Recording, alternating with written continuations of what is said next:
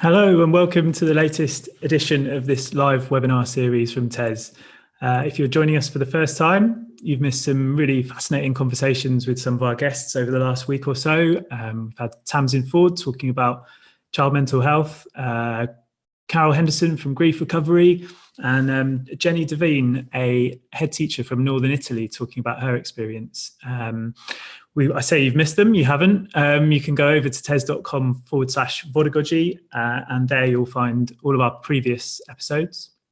And today, if you'd like to get involved, if you'd like to ask any questions, you can jump in the chat panel beneath the stream, or you can go over to Tes on Twitter, and using the hashtag Tes Vodagogy, you can put any questions to my guest. And bringing us on to the guest, I'm joined by Mark Enser today. Mark is Head of Geography and Research Lead at Heathfield Community College. He's also the author of a couple of books, most recently, Teach Like No One Is Watching, which, according to Amazon reviews, is a 5-star instant classic. So, Mark, I'm going to unmute you now, which is the bit I always forget to do, and welcome. Hi, Simon. How are you doing? Yeah, I am very well, thank you. How have you found lockdown up until now?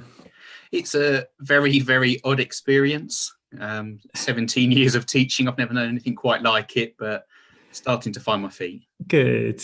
Yeah, so we thought we'd sort of lucked out here and scheduled you just after Boris was going to announce his grand plan for school returns, but we're not quite there in terms of clarity yet. But teachers will be really interested in sort of closing the potential knowledge gaps, nonetheless, whether that's now or in September or remotely or in the classroom. So yeah, thanks for joining us, and I'll take a back seat for this one. So I'll hand over to you.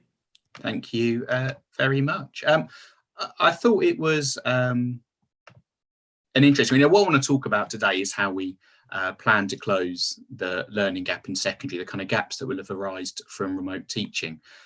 And it was interesting, the kind of promotional material for this webinar that Tes were putting out, Mark Enser, expert teacher. It's usually something that I'd really embrace. I think it's, teachers should be referring to themselves as expert teachers. We are experts in what we do. But David Berliner, his research on expert teaching is really interesting. And he makes the point that expertise is really context dependent. You change something in a teacher's context and you throw out their expertise. So you change the subject they're teaching, the topic they're teaching, the community they're teaching in, and they begin to act much more like novices. And of course, what we're doing at the moment is completely changed our context, and a lot of our expertise has been lost. We really are learning together at the moment in how to teach in this way. So I really hope that this session today is just the start of a professional conversation about how we address some of the gaps in learning that will arise because of the lockdown and the partial school closure. I really don't have all of the answers, but I hope people get involved and use that hashtag Tes Vodagogy to ask questions, to raise comments, and we can keep this conversation going, because the only people who are going to solve these issues will be teachers. But I think anyone hoping we have all the answers already are going to be a bit disappointed. We're going to be working on this for some time. The reason I say that there will be gaps is for a few reasons.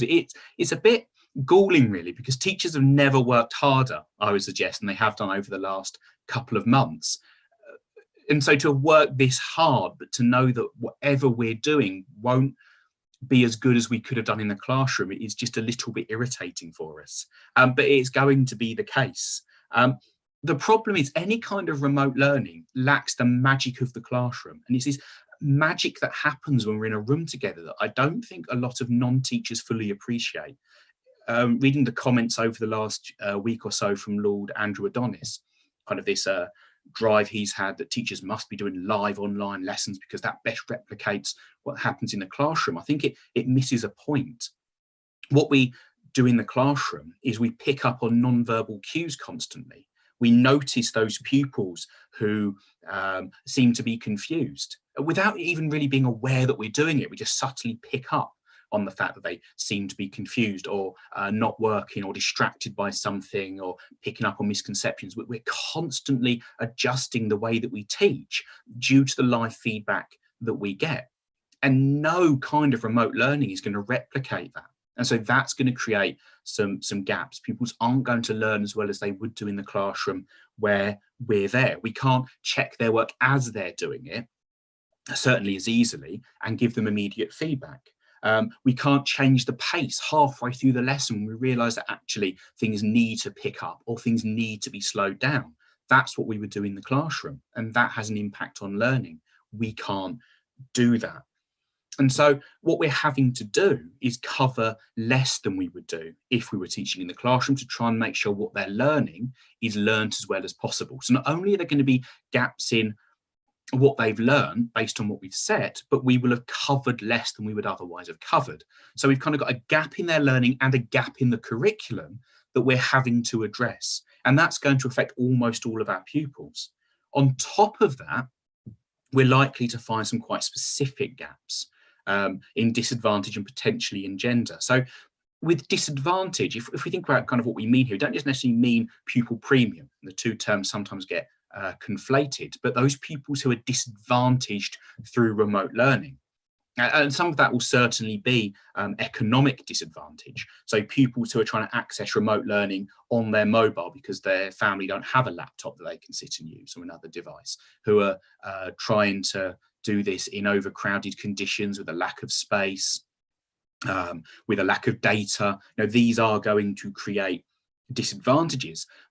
And a lot of schools are aware of this, and we're trying desperately to help where we can. But we're also going to have those pupils who are disadvantaged due to issues in working memory, which often actually correlate to financial disadvantage. There's some really interesting studies, Dickerson and Popley in 2015, Evans and Schamberg in 2009, which suggest that stress in early childhood leads to working memory problems later in life. And that stress in early childhood, they find, correlates very closely to socioeconomic status, because that kind of stress coming from financial uncertainty is a huge, huge issue. And so pupils who are struggling with working memory, who can hold less in their heads, who can think about fewer things at once to try and combine information together to deal with a task, to cope with a problem, they're going to be trying to handle the lessons we're delivering online in a less effective way, that they're not going to be able to learn as well because of these limitations in working memory. And actually, this is one way in which teaching through pre-prepared materials and pre-prepared lessons might be better than live online lessons, because at least those pupils can go back and work through things at their own pace. They can go back if they've missed something. They're not trying to keep up the stream of new information. But that is going to be a big issue. So I think one thing as teachers we need to just be aware of is, who are those pupils in our classes who might struggle with working memory, and what are we putting in place to try and support them? How are we breaking up tasks? How are we chunking them? Where are we putting scaffolding and modelling in place to try and make things a little bit easier for them? So we're going to find gaps there. That disadvantage gap is likely to open for a variety of reasons, not just due to a lack of devices, a lack of resources, though that will be a huge issue. That there'll be other disadvantages as well. And I think gender is an interesting one. We don't know quite what's going to happen with the gender gap as a result of remote learning. There's a lot we don't know about any of this. But it certainly seems conceivable that the existing gender gap could open up wider, in a large part due to a difference in study skills. Research by Griffin in 2012 found that a student's awareness of how to study effectively predicted their performance incredibly well. So those pupils who knew how to study well, who had the knowledge of effective study skills, perhaps unsurprisingly, did much, much better than those who didn't. And then research by Gagnon and Cormier in 2019, so just last year, found that girls were significantly more likely to study effectively through things like distributed practice. Now, what we're asking pupils to do at the moment generally isn't quite the same as just independent study, because we're generally setting tasks in a certain way.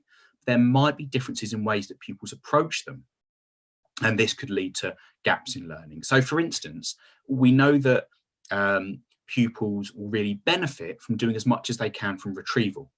So an example, a class that I've got today, they're looking back at some work they've done on Typhoon Haiyan, and one thing I want them to do is to create a quick mind map of what they can remember under certain headings that I've given them. Now, pupils who do that from memory, who try to recall as much as they can about Typhoon Haiyan to complete the mind map, will learn much more than those pupils who just go and refer to their notes and who just copy their notes from place to place and transfer it from place to place. And what Gagnon and Cormier suggests is that boys are more likely to study ineffectively. So I suspect they're more likely to just transfer information over, and the girls are more likely to understand that they need to try and do it from memory. So again, that's somewhere where gaps might open up that we should be aware of. And simply whether they're completing the work won't necessarily tell us whether gaps exist. It will be whether they've actually learned it. And that's what at the moment we don't necessarily know. And it's something that we need to consider and think about how we address. So we're going to have gaps in learning, inevitably, sadly, given how hard we're working. And those gaps do matter for a range of different reasons. One reason that gaps are really important is if those gaps exist in threshold concepts. So this idea of threshold concepts was devised by two economics lecturers, Meyer and Land. And I think their paper that I find most useful is a 2004 paper on threshold concepts and troublesome knowledge. And what these two people found, they're economics lecturers, and they found that their pupils were making progress up to a certain point where they'd seemed to get stuck. And what they identified is that the pupils were getting stuck, hadn't grasped threshold concepts much earlier on. There were certain things they hadn't quite picked up on, hadn't learnt well enough, hadn't fully embedded. And so they couldn't make progress beyond that. So in geography, for instance, the idea of sustainability, if you haven't really grasped what sustainability means, if you have that gap in your knowledge, then a lot of what we do later on won't really make sense. You'll make mistakes, you won't make further progress. So we need to be really clear, what is it that we're setting at the moment that's a threshold concept? What must they understand in order to make progress later on in the course? And that's where we're going to have to focus in on. Another reason these gaps matter, I suppose a kind of related note, is that idea of schema. So a schema is kind of our web of knowledge that we hold about a topic. And whenever we get new information about that topic, if it fits what we know, we assimilate it into our schema. And if it contradicts what we already thought we knew about it, we have to accommodate to make room in our schema. We have to change what we know. Now, the problem that we'll have is if there are gaps in learning, there might also be misconceptions that pupils are picking up. Things they've mislearned, they haven't quite understood, that we think they've learned one thing when actually they've learned something else. And these misconceptions can then create really dodgy foundations for future schema. So an example our head of history gives for her subject is the idea of crocodiles in a moat. People have this idea from cartoons and things that you look in a moat in a castle in England and there'd be crocodiles swimming around it, because that's what children are constantly shown. And it seems a really silly little point that it shouldn't really matter. But actually, if you have in your schema that in medieval England there were crocodiles swimming around in moats, then actually you've got to accommodate other things around trade routes and transportation, and you kind of have to go, well, that must be what the medieval world was like to have allowed for crocodiles to exist in these moats. Another example would be something like a common misconception that our pupils have, and actually many adults have, is that it's hotter on the equator because it's closer to the sun. Really common misconception that people have because it feels intuitively right. People picture that bulge of the earth and they go, well, that's closer to the sun, so that must be why it's hotter. But it's not the reason why it's hotter on the equator. But if you think it is, then that misconception is going to mean you struggle with things like insolation rates, atmospheric circulation, why you get glaciers at the top of mountains, it should be hotter there because that'd be even closer to the sun. And so those embedded misconceptions in these gaps in learning are going to be really important. So my year sevens at the moment are looking at weather and climate, and they may well be picking up those misconceptions about why it's hotter on the equator. So it's just something else that we need to be aware of, is where are those misconceptions potentially developing, so we can then look to address them. And then, of course, why the gaps matter. We've still got exam considerations for our year 10s, our year 12s. We don't know what exams are going to look like next year. There's been no mention at all that they won't just continue as normal with the same kind of expectation for coverage of the specification. We just don't know. And the problem we've got is that certainly in geography, our exam boards have this real knack of looking through the specification, finding one really obscure bullet point and turning that into a really big high tariff question. And if pupils have their gaps in their knowledge based on what they've covered during these last few weeks and what now looks like it's likely to continue really through until September, if they haven't covered these things fully, it's going to be a very stressful process at the end of the course when we should be just revising, when they're going, well, I don't remember studying this, I don't remember this, I never learned this. That's not what we want at the end of a course. That's not how we kind of lead pupils going into an exam feeling confident. That's going to create anxiety and exam stress and increased pressure. So although exam considerations are never kind of a focus for me as a teacher, I don't teach for the exam, I teach because I believe my subject matters. There has to be in the back of our minds is that if there are gaps in learning for our exam classes, that's going to be a very stressful kind of February, March time next year if things don't change with the exams.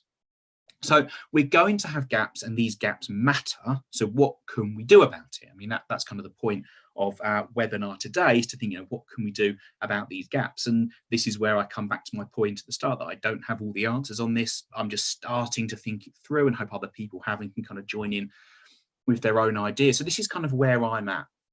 So I think first thing we have to do is we have to identify those gaps really carefully. And we can start doing that long before they come back to the classroom. And actually, it's the ideal time to do it, really, is to kind of look for the gaps as we're going through. So one problem we've got for a lot of teachers remote learning is that we, as I say, never been busier. This is incredibly difficult what we're trying to achieve, and many teachers are trying to teach remotely, plus juggle childcare, plus deal with all those other parts of being a teacher. Heads of department at the moment are desperately trying to work out how to rank hundreds of students within different grades and things like that for the exam boards. We're still trying to deal with elements of CPD like this. We're still communicating with parents, communicating with each other, communicating with pupils, answering questions. And so assessment is going to be really difficult. What we can't do at the moment is try to identify gaps in learning with big, laborious mock exam papers and huge tasks. What we need is to be much more careful and to be much more efficient in what we're doing. So one thing I would suggest is that we look at things like little multiple choice quizzes using things like Google Forms, because they can be self-marking. You can create a multiple choice quiz to really focus in on those threshold concepts, those misconceptions, the absolute core knowledge that we need pupils to have picked up on to check if they've actually learned it, so we know whether we need to go back and reteach it. The other thing that we can then do, if I set a quick, say, 10-mark multiple choice quiz using like Google Forms, so it can be self-marking, then get feedback on the wrong answers. So I might have a question on, why is it hotter on the equator? Which of these is true? And then if they select the wrong answers, it's just because it's closest to the sun, something because volcanoes are there. It's weird where they get these ideas from. I can give them some feedback on why that's wrong. And I can do that so I haven't got to give them individual feedback. The quiz will just generate it, or it will put it on once I set it up. So a really efficient way of doing that. And then I can have a look at the results and I can say, okay, this is the area where there are lots of issues. So next week, I'm going to set a lesson based on those misconceptions. And I can do that now rather than waiting for when we're back in the classroom, when things are going to be quite chaotic, I suspect. So I think that's going to be really useful. One area I've got some concerns, I'm already hearing some people saying that they've been told that as soon as they're back in the classroom, they need to start setting kind of mock exam papers, kind of big summative set tests to look for gaps. This idea that they want to know which level pupils are working at now. So they want a 5 before lockdown, now they want a 4. Well, what's that going to tell you? That's not useful information, is it? What are you going to do differently based on the fact they were a 5, now they're a 4? Are you even sure that you managed to work that out accurately? And then what do you put in place? So I think we need a really subtle diagnostic assessment, not big throw an exam at them and see what happens. We need to know where the gaps are much more carefully. What we can then also look at is how we adjust the curriculum. So as I say, one of the big issues that we have is that what we're teaching now remotely will come up again in the future. You know, the work that my year 7s are doing on weather and climate comes up next year when they look at Russia. If they haven't really understood the work on weather and climate, then my lessons on Russia don't work. You know, I wrote those lessons and that scheme of work based on an understanding that I knew they'd gained in year 7. I'm much less confident in their learning now for the reasons that I've set out. And so I need to look again at, say, that unit of work on Russia and go, okay, what can I put in from that year 7 work to reteach it and to kind of close those gaps as we go. So one thing that I'm certainly going to do, and I'd suggest that heads of department and their teams do, is just to start reviewing schemes of work, kind of just slowly, methodically over the next few weeks, just to flag up where there are likely to be issues. So looking at what I'm setting at the moment and going, right, when does that come up again? And just putting it in, because again, when I come back in September, if we come back in September, if we're teaching normally next year, which is still a massive if, but if we are, then I'm going to be launched straight into it, teaching 5 hours a day, going into meetings, going into parents' evening. I'm not going to have that opportunity to go through at that point. So this is the time when I can just hopefully claw back a little time to look through what's coming up in the future and just make a note somewhere on it, be aware. You know, this is based on work that was set when they were learning remotely. A final thing that I think we can do is to focus in on those study skills and those kind of metacognition and self-regulation strategies. To say, you know, that my class, setting that work on Typhoon Haiyan, doing the mind map, if I just say, you need to do a mind map on and do it from memory, because I know that memory works better, a lot of pupils will just ignore those instructions and they'll just copy the information from the notes onto their mind map because it's easier. And we do what's easy. I need to be really explicit in explaining why they need to do it from memory, which is what I do in the classroom. I would say, you need to do this mind map from memory because this is what the evidence suggests about how you will learn. I want you to do this quiz from memory. There is no point in you looking back in your books. I'm going to make it really obvious and really clear. This is a low stakes quiz. I'm not assessing you on it. I'm just using it diagnostically. So please do it from memory, because making it really, really clear why that's important. Because if we don't, then they're going to continue to study in less effective ways. And that's going to store up problems for the future as well. And especially for those pupils who are more likely to study badly.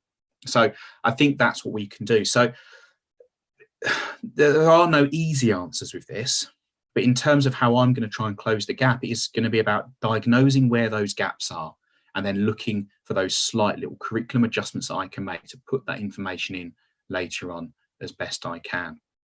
There are a lot of buts with all of this, though. I mean, there is a huge amount we still don't know about things like remote learning.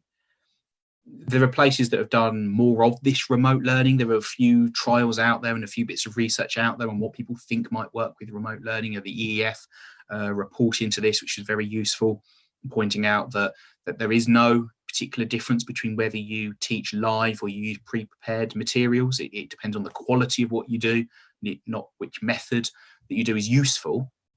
But we haven't done an entire attempt like this for our curriculum. You know, trials and things that have been done on different ways of learning online, they don't replicate what we're trying to do now. So we just don't know quite what's going to work especially well.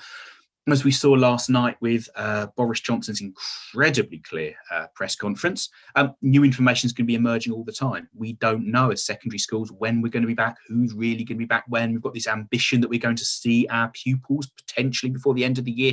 Don't know quite what that means. We don't know, even if they did open the schools, who's going to choose to come back, which parents are going to send their kids back, who isn't, which teachers will be there, which won't. We don't know what's going to happen next year. We don't know what's going to happen with the exams. There's just a massive amount that we can't control. We don't know. And we can't control those things. And we can spend hours as teachers fretting about those things that we can't control. You know, I think our best bet as teachers at the moment is just to focus on teaching our subjects really well as best we can remotely, and then be prepared to teach as best we can when we're back in the classroom. Because it's those kind of intrinsic things about the subject which will last. If the extrinsic things change, we can't control those. But what we can do is just teach geography well, or English, or history, or art, or drama. We can just teach those things well for the sake of them. So if exams are cancelled, it's not a case, well, that was a waste of our time, because that was never the point. The point was to teach our subjects. And I think that's what's going to keep us going as teachers as well. I really hope you're going to go for some questions. So hopefully people kind of got some questions that we can go through and think about.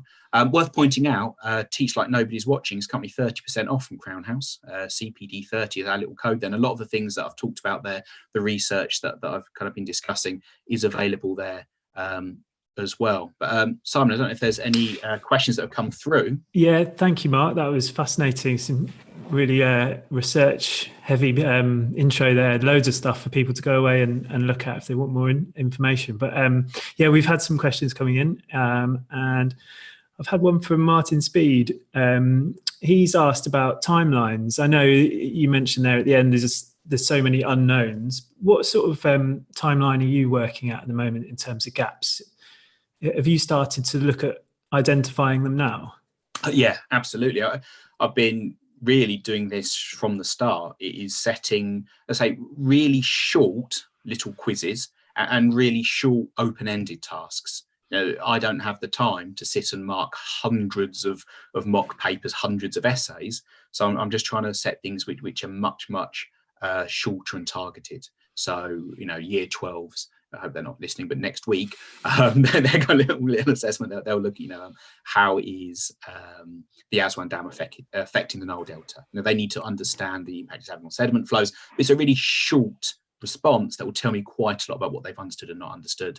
So I've been setting these kind of things to identify gaps and close the gaps throughout. And also, I don't necessarily, because again, time pressures are huge at the moment.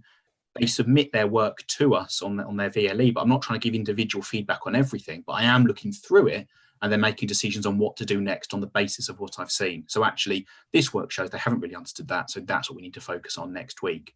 So for me, the timeline is just this kind of ongoing process that will continue through until we're back in the classroom. And then once we're back in the classroom, hopefully it will be quite a smooth transition then, because I'll know, what they don't know, and we can kind of pick up from there when everybody's ready, because it is going to be a stressful time when we're back. Yeah, I've had a question along a similar line, I guess. Someone who's starting the second year of A-level in September is asked how would they get the balance between, recapping first year and then moving on to second year. How would you advise they manage that? It's a tricky one. It is. I mean, we know that distributed practice is really important. And so we should always be looking back at things we've covered before as we're going forward. This should be built into people's curriculum. So, for an A-level student, hopefully their teachers are on this and they'll be planning that in.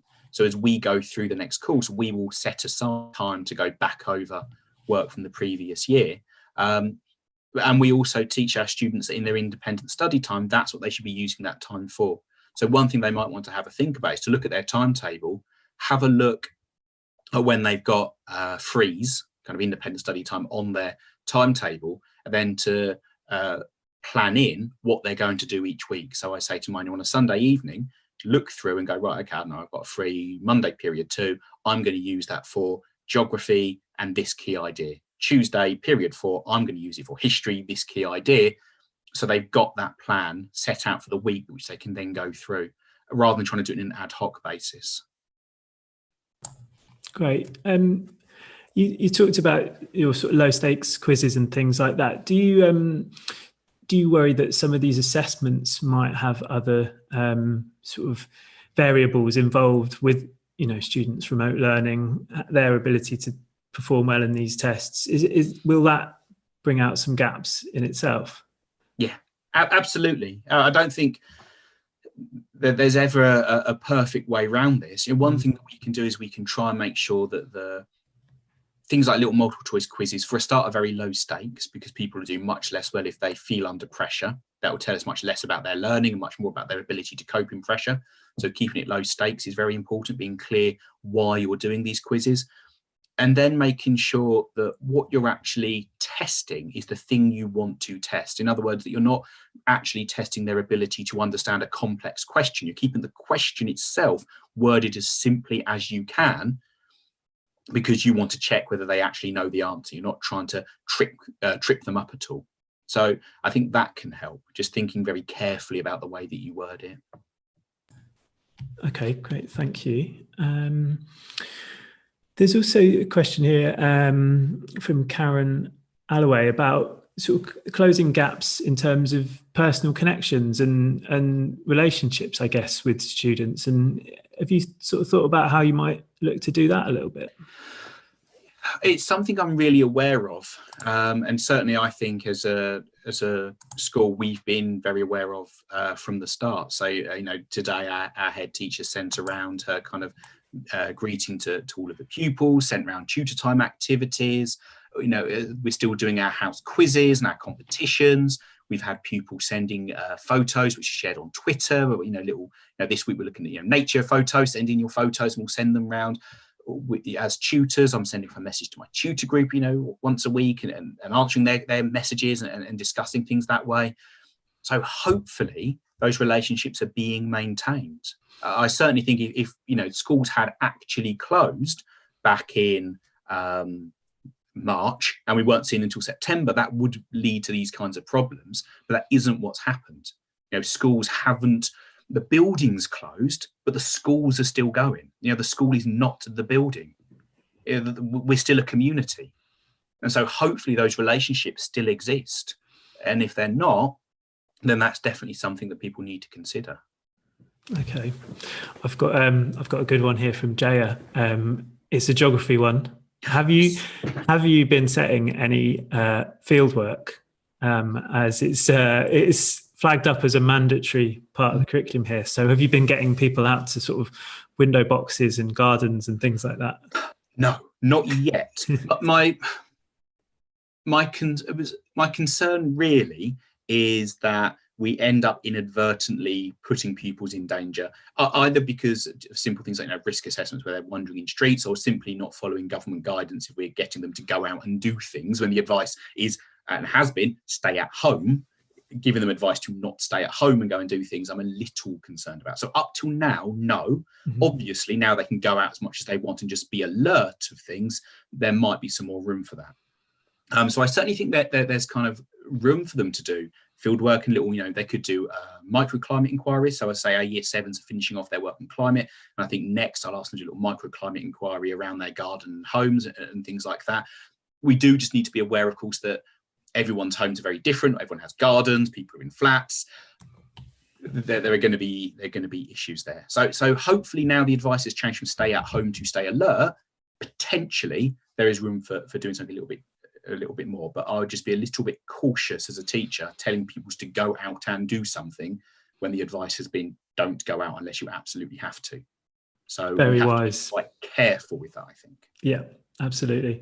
There's quite a few questions coming in around A-level and non-exam assessment. Is that something you've started to consider? Oh, yes. Yeah. At the moment, the Geographical Association are running a series of fantastic webinars. I don't know if people can still sign up. The first one's been and the second one's today. But certainly the first couple of those have been massively helpful. So pupils can access those and they go through how to do them, kind of the process. The first one's on kind of picking your question. The one today is looking at the literature review and things. So yeah, it's certainly something that we're considering. In terms of them actually starting it, again, I'm just really cautious because it's something they need a lot of input from at the start with that help of how to set a title for it to work. If the start goes wrong, the entire thing falls apart. They need those really secure foundations to do it. I'm not convinced we can do that through remote learning. So they're certainly, reading material, they're thinking about what they might want to look at, they're looking through kind of advice in the textbook and things and beginning the process, but we won't start until we know a bit more, because it's not something that we can really gamble with. Okay. Lady, I can't read that Twitter handle properly, but I will go with the question nonetheless. Okay. Could this be an opportunity for students to be given reading to do, and sort of develop them into the practice of research? Is this an opportunity that you might be using with perhaps some of your older students? We always ask our students to read. So one thing, again, at A-level, we students have reading logs, expected to read something each week and log it, so a chapter of a book, an academic article, and something that's in the news, so to kind of read and record their reflections on it. And we encourage students at GCSE to do it as well, so we find news articles for them to read and to use. There can be, again, if you think about kind of misconceptions, one problem that we can have with things like that is pupils can pick up misconceptions because they don't have that expert guidance. They're kind of reading lots and lots of different things, maybe understanding, maybe not fully understanding it. So again, it's a tricky one. But I'd hope we're always encouraging students to read around the subject. So yes. Yeah. Okay, great. Liz Smith has asked, because some students will have more gaps than others, does this mean it's inevitable that we have to use intervention sessions or homework to re-establish a level playing field? I think there's a lot we can do with the curriculum. So certainly in geography, it's such a synoptic subject. Anything that we're covering now, we will build on in the future. And so there are opportunities to cover that material again when we should be re-encountering it. So hopefully, certainly in terms of kind of the little gaps in learning, we will pick up in the future. I think homework can be quite important. So one thing I will do with multiple choice quizzes is I'm starting to say, okay, if you got question 1 wrong, then this is what you need to do as a task this week. If you got question 2 wrong, this is what you need to do as a task this week. And I'll continue that through in September, assuming we're back in September, but whenever we're back, I'll continue with that. So using homework time in a very targeted way. So if you couldn't do that, this is what you need to read, reflect on, do to fill that gap. I hope we don't need kind of intervention sessions. I would have thought, the problem if we all need these kind of massive intervention sessions, then all we're really doing is trying to cram more school year into next year. I'd hope Ofqual, the DFE will see sense and they will make some kind of changes to the exam in some way next year, but I don't know. So I guess, again, it's kind of a wait and see. Yeah. Brilliant. All right. Thanks very much, Mark. That's great. That's all the questions we've got at the moment. But like you said, if you want to continue the conversation on Twitter, please get involved. Use the hashtag Tes Vodagogy, and we'll try and pick up as much as we can. If you are around on Thursday morning, we're doing a bit of a breakfast session. So put the kettle on and join me and Jared Cooney-Hovarth, who is a neuroscientist, and he'll be talking about the importance of memory and myths around that topic. So a lot of it will tie into some of the things that Mark was talking about earlier. So that'd be really useful. But until then, thanks very much. And thanks again to my guest, Mark. See you on Thursday. Cheers. Bye.